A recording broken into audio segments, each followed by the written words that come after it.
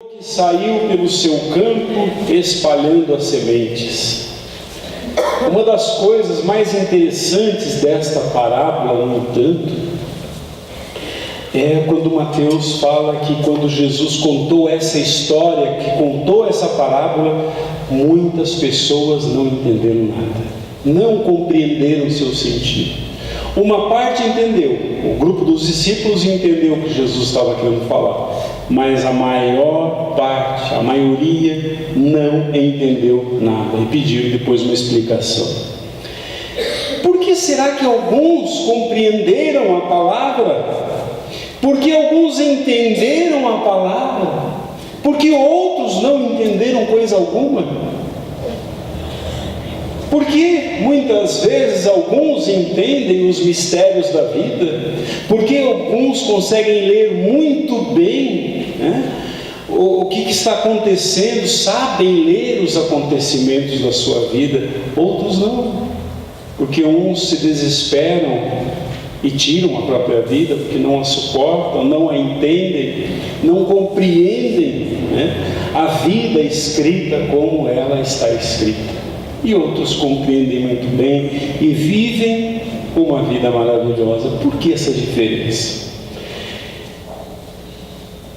Nós vemos aqui que quando Jesus contou esta parábola, o erro não estava na linguagem de Jesus. Não é que Jesus estava falando uma linguagem muito difícil. O erro não estava na linguagem, meus irmãos.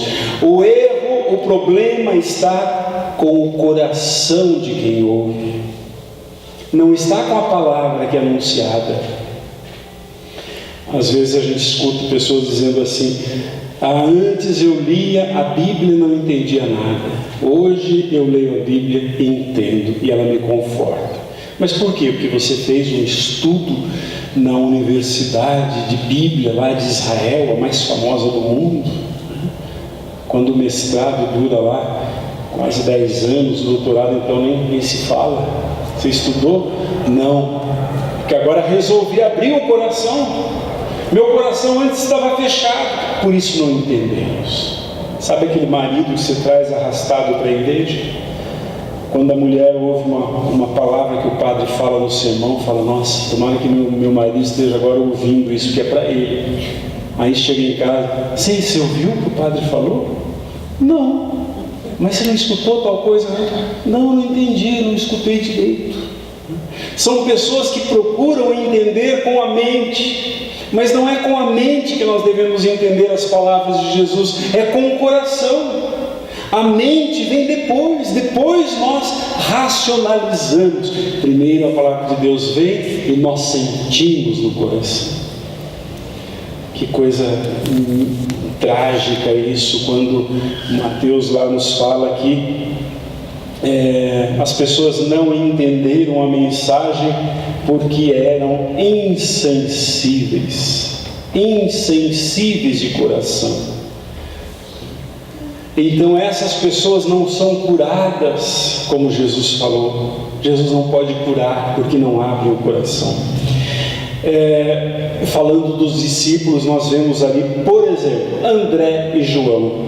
Quando antes de se decidirem a seguir Jesus, eles já tinham o coração aberto com a mensagem de João Batista. Quando João começou a pregar ali às margens do Rio Jordão, o coração deles se abriu.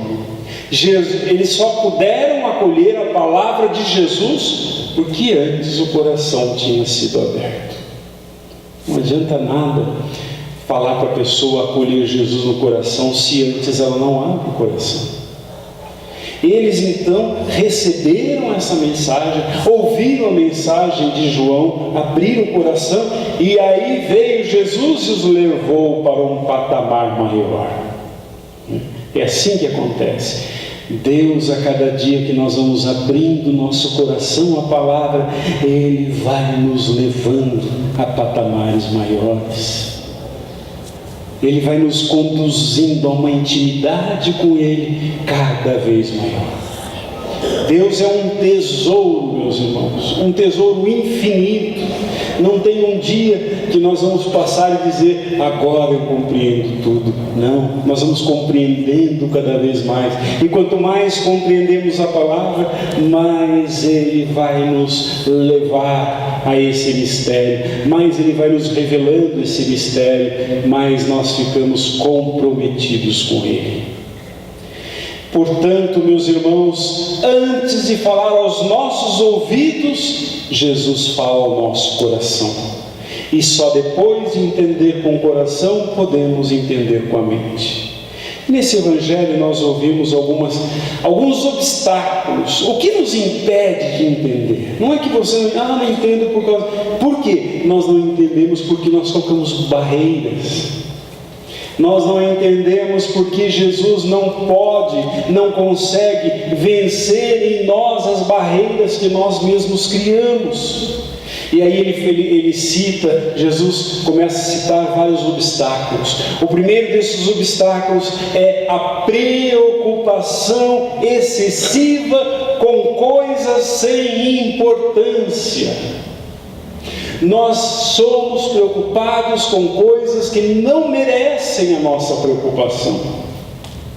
Nos preocupamos excessivamente, dando às coisas um valor maior do que elas têm. As coisas nem sempre têm tanto valor, mas nós atribuímos valor imenso às coisas. Pessoas com depressão, elas reportam que coisas assim que você fala, nossa, mas isso é tão pequeno, né? As pessoas que estão mergulhadas num abismo profundo, numa escuridão profunda, elas dizem das preocupações delas, coisas pequenininhas, mas que elas foram atribuindo um valor imenso àquilo, e aí a coisa degringolou. Não é mais importante a roupa que nós vestimos, não é mais importante a comida que nós comemos, não é mais importante o dinheiro que nós gastamos. Dê o valor que essas coisas merecem, e não mais, para que você não impeça o Senhor de tocar a sua alma com a sua palavra. Também Jesus fala que a palavra não consegue penetrar em nós quando nós temos um coração endurecido para a verdade, preferindo a mentira. Quando nós não queremos encontrar a verdade, então a palavra não vem, não quebra o nosso coração. Mas por outro lado, há pessoas generosas, meus irmãos, pessoas que acreditam no poder da palavra e que ajudam a multiplicar os benefícios desta palavra. Espalham a palavra aonde vão, dão esperança a essas pessoas.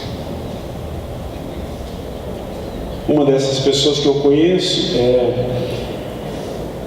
que é a esposa da governadora, Dona Lu. Ela é uma mulher muito especial. Um dia ela estava me dizendo que ela leva lá programas de profissionalização nos bairros mais carentes, nas favelas e tudo. E eu soube depois que ela, além de dar, ela não só manda dar o curso, alguém dá o curso, ela vai pessoalmente. E ela vai na casa de cada pessoa que foi fazer esse curso. Ela se senta, toma um café, conversa. Pode ser uma favela, pode ser uma favela perigosa, pode ser uma pobreza imensa. Ela gosta de ir em cada casa. São pessoas que fazem isso, que espalham a palavra aonde vão. São pessoas que multiplicam as bênçãos. Nós gostamos de receber a bênção, né? Mas não gostamos de multiplicar e distribuir a bênção ao nosso redor. Existe uma história na vida de um dos homens mais famosos, né? Vocês já ouviram falar nele, Henry Ford, que é, né, o dono da marca Ford. que começa lá em 1910, né? Depois vai indo, ainda com aqueles carros de manivela. Ele foi desenvolvendo tecnologias, enfim, né? Mas essa história aconteceu lá na cidade dele. Tinha uma professora que não dava mais aulas, e aí, mas ela ficava, né, o coração de uma pessoa que fica, uma pessoa generosa, não descansa. O coração de uma pessoa generosa não tem aposentadoria, não se aposenta, ela não se cansa de fazer o bem. E aí essa professora viu que tinha um bairro lá na cidade muito empobrecido, e as crianças cresciam, adolescentes cresciam sem saber ler e escrever. E vocês sabem que um país, que uma cidade, que uma família que não investe em educação perpetua a miséria. E era um bairro muito miserável. O problema, essa professora queria construir lá uma escola, porque as escolas eram muito longe e as crianças não iam porque não tinha escola perto. E ela queria construir uma escola naquele bairro. Ela não teve dúvida. Ela foi conversar com o senhor Ford para lhe pedir dinheiro. Ela já sabia que ouviria dele um não. Ela foi muito preparada, porque infelizmente o Mr. Ford não gostava e não acreditava em investir em educação. Ele achava que isso é perda de tempo. Mas ela foi mesmo assim. Chegando lá, ela contou a sua história, contou a história desses jovens e adolescentes empobrecidos, e esse homem não se comoveu. E como ela previa, ela estava vendo que iria sair dali sem um tostão para construir a sua escola. Mas ela pegou e teve uma ideia e disse assim: bem, já que o senhor não quer me ajudar, o senhor poderia me dar 10 centavos? 10 centavos para comprar uma coisa, mas 10 centavos vai construir uma escola com 10 centavos? O que vai fazer com 10 centavos? Não, eu quero comprar um saquinho de milho. O senhor pode me dar? Posso. E ele deu 10 centavos, e ela disse assim: 10 centavos é tudo que eu quero para o senhor, pois eu quero lhe mostrar o que se pode fazer com 10 centavos.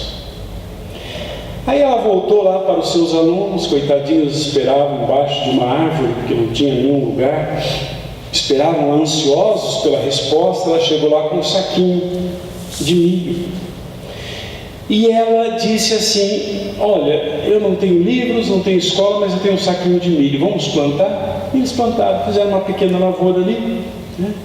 Plantaram. No dia da colheita, eles colheram aquele milho, conseguiram vender e receberam $600.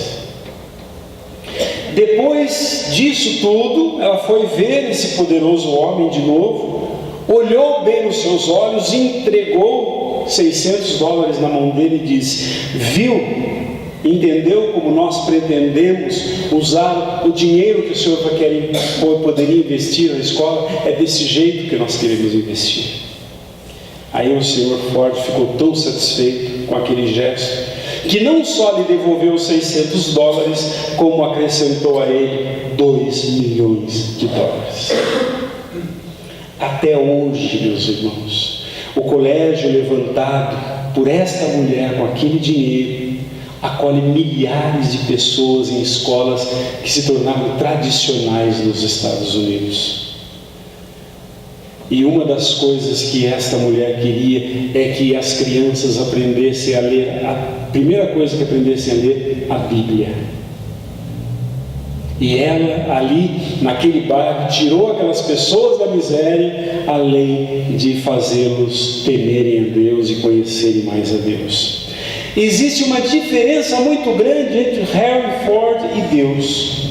A diferença é que Deus acredita que nós somos capazes de fazer um bom uso dos dons que Ele nos deu. Deus acredita em nós. A pergunta que devemos fazer hoje é: O que temos feito com as sementes que Deus todos os dias nos tem dado, meus irmãos? O que temos feito com a semente que Deus nos tem dado? Às vezes nós reclamamos da vida, né? Ontem eu estava assistindo um filme e bateu a porta. O mais importante do filme foi isso. Bateu a porta da mulher, um homem, sem a parte da mandíbula, só tinha metade do rosto, o resto não, era uma coisa muito feia. E aí um dia, ele conversando com ela, e ela tinha um defeito. Um dia um moleque falou assim: mostra o seu pé, porque você manca. Ela mostrou, ela não tinha os dedos, porque caiu alguma coisa e arrancou os dedos dela. Ela vivia mancando. Aí um dia esse homem foi conversar com ela de novo e disse assim: confesse, o dia que você me viu pela primeira vez, você sentiu pena de mim, não é? Não foi pena que você sentiu? Ela respondeu: não, o que eu senti foi amor. Ele ficou desarmado naquele momento. Amor por mim? Eu senti muito amor, porque daquele dia em diante eu nunca mais ousei reclamar do meu pé, nunca mais ousei reclamar daquilo que eu não tenho. E desde esse dia eu agradeço a Deus porque perdi tão pouca coisa. A pergunta que nós devemos fazer é essa: o que eu tenho feito com as sementes que Deus me deu? Será que eu tenho olhado as sementes do outro e achado, puxa, Deus deu mais para ele do que para mim? Jesus faz uma declaração tão interessante nessa parábola. Ele fala: quem tem ouvidos para ouvir, ouça. Quando você ouvir a palavra de Deus te chamando, não perca o foco. Quando perdemos o foco, Jesus afirma nessa parábola, o demônio vem e intercepta a palavra. Era para vir até o seu coração, mas ela foi interceptada pelo demônio, e de maneira que Deus não pode mais falar. Quando a palavra de Deus vier para você, receba com amor e esteja no lugar certo. Não pegue a semente da palavra, não pegue a semente das boas obras, deixando-a se esvair ou ir embora. Agarre bem firme essa palavra e não deixe essa palavra ir embora enquanto não transformar a sua vida e a vida das pessoas à sua volta. Vamos fechar os nossos olhos, vamos inclinar a nossa cabeça na presença do Senhor Jesus.